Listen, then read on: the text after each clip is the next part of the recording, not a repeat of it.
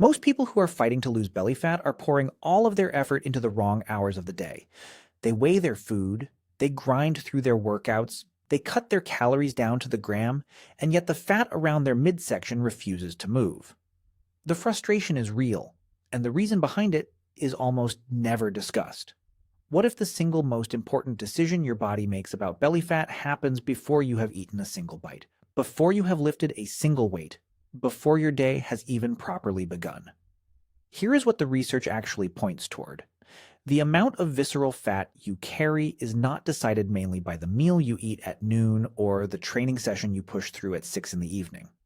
It is heavily shaped by the hormonal instructions your body issues in the first 45 to 60 minutes after your eyes open. In that narrow window, your physiology effectively casts a vote. It leans toward pulling stored fuel out and burning it, or it leans toward pulling circulating fuel in and locking it away. And whichever direction it tilts during those early minutes tends to set the tone for the entire day, no matter how disciplined you manage to be once the day gets rolling. The hormone holding the gavel in this decision is cortisol. Cortisol gets a bad reputation as the stress chemical, but in the morning it is supposed to rise. Researchers who study this, including Clemens Kirschbaum and Stafford Lightman, have mapped out what is called the cortisol awakening response, a sharp and completely natural surge that peaks roughly 30 to 45 minutes after you wake and then glides downward across the rest of the day. A clean rise followed by a smooth fall is exactly what a healthy metabolism looks like. The problem is not the morning spike itself.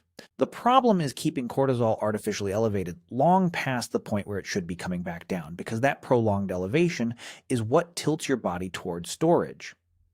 Now, here is the part that connects all of this directly to your belly, specifically. Not all fat tissue listens to cortisol equally. Visceral fat, the deep fat packed around your organs that creates that hard, protruding midsection, is studded with far more cortisol receptors than the softer fat sitting just under your skin elsewhere on your body. The Swedish researcher Per Björntorp spent much of his career documenting exactly this link between chronic cortisol exposure and abdominal fat accumulation. On top of the receptor density, visceral fat contains higher activity of an enzyme called 11-beta-hydroxysteroid dehydrogenase type 1, which regenerates active cortisol right inside the fat tissue itself. In plain terms, your belly fat is not just exposed to the cortisol in your bloodstream. It manufactures its own local supply. That is why the midsection responds so immediately and so stubbornly to your morning hormonal state. When cortisol stays elevated after waking, it flips on an enzyme called lipoprotein lipase. Think of lipoprotein lipase as a one-way valve installed on the surface of your fat cells. When cortisol switches it on, that valve opens and starts vacuuming fat and energy out of your bloodstream and depositing it directly into abdominal storage. Once that valve is open in the morning, no salad at lunch and no treadmill session at night can fully shut it again for that day. Your morning hormonal signal is, in a very real sense, louder than your afternoon willpower. You can do everything right after 9 in the morning and still be working against a decision your body already made before 8. So the real question becomes this: what keeps cortisol stuck in that elevated state during the most sensitive window of your entire day, and what brings it back down? There are 5 signals. And the encouraging part is that each one takes under 2 minutes, and each one directly calms cortisol before that fat storage valve ever gets the chance to lock open. The first signal is water with minerals, taken immediately after you wake. While you sleep, you lose water through your breath and your skin for 7 or 8 hours straight without replacing any of it, so you wake up genuinely dehydrated. Your adrenal system reads dehydration as a sign of scarcity, a primitive signal that resources are running low, and it answers that perceived threat by pushing cortisol higher.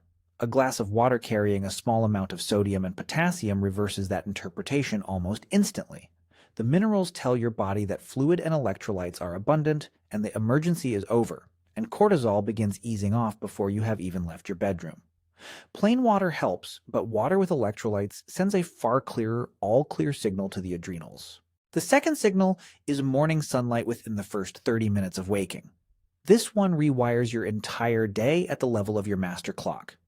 Your eyes contain a special class of cells called Intrinsically photosensitive retinal ganglion cells, discovered by David Burson and studied extensively by Samer Hatter.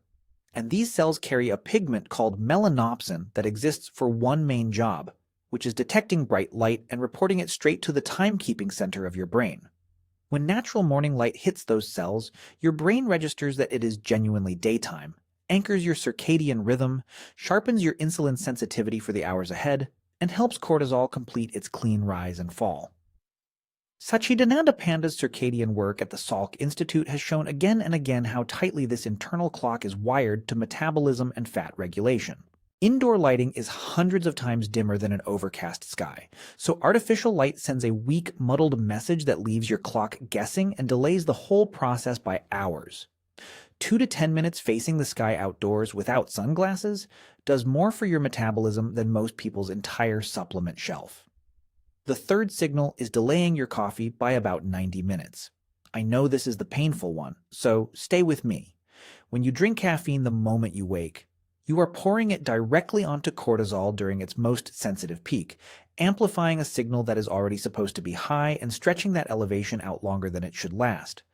Caffeine also blocks adenosine, the molecule that has been quietly building up overnight, and slamming that brake too early tends to set you up for a harder crash later, which often pulls cortisol up a second time in the afternoon.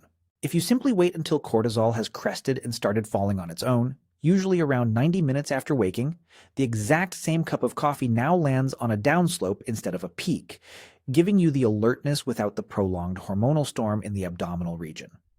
Same coffee, completely different metabolic effect, decided entirely by timing. The fourth signal is low-intensity movement. And this one tends to surprise people who assume harder is always better. Intense exercise first thing in the morning, sprints, or heavy lifting before your system has settled, stacks even more cortisol onto an already elevated baseline. Your nervous system reads sudden hard exertion at dawn as a threat to survive, and one of its survival responses is to conserve fuel rather than release it. A slow walk does the opposite. Gentle forward motion produces what is called optic flow, the steady streaming of the visual world past you as you move, and this pattern of motion appears to quiet the brain's threat circuitry and lower stress hormone output rather than raise it. A 10-minute easy walk, ideally outdoors so it doubles as your sunlight signal, tells your body it is safe to unlock fuel instead of hoarding it. Save the hard training for later in the day when cortisol has already come down and your body can handle the spike without it backfiring on your waistline. The fifth signal is no phone for the first 30 minutes. The instant you start scrolling, you flood your nervous system with a fire hose of notifications, headlines, messages, and small decisions, and every one of those is a tiny stress input that keeps cortisol propped up past its natural peak. Your brain cannot tell the difference between a genuine threat and a stressful email, so it keeps the alarm system running. Protecting those first 30 minutes from the screen lets your parasympathetic nervous system, the rest and recover side, stay in charge long enough for cortisol to follow its proper arc. If you do nothing else from this list, try leaving the phone face down for half an hour and notice how different the entire morning feels. So picture what actually happens inside your body when all 5 of these signals are in place. Cortisol rises briefly after you wake, exactly as it should, and then declines smoothly through the morning instead of staying jammed at the top.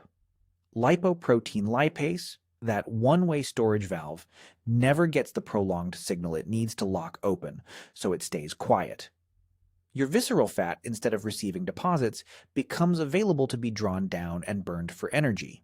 Your insulin sensitivity improves because your circadian clock is properly set, which means the food you eat later is partitioned toward muscle and energy rather than storage.